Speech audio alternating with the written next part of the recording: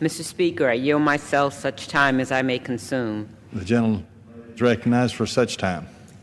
I rise in support of this legislation. I appreciate the leadership of Senator Tom Carper in advocating for this bill, which would improve the transition process for presidential administrations. When a new president takes office, it can take months for the new administration to put people in place. This bill would ensure that the federal government can continue its important functions during this transition and allow the head of an agency to put career employees in non-career positions temporarily if necessary.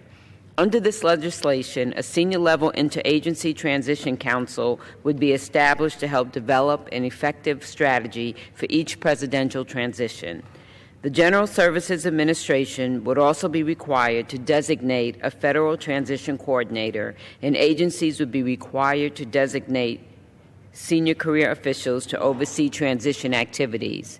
This bill would also help the National Archives carry out its mission by authorizing the President to include funds for the archives to efficiently receive records from the outgoing administration. Several changes were made to this legislation during consideration by the Oversight Committee to address concerns raised by Ranking Member Cummings.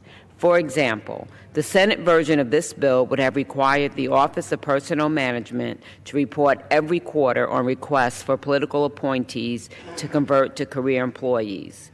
The bill before us today would still require OPM to report this information, but it would only be on an annual basis during non-election years.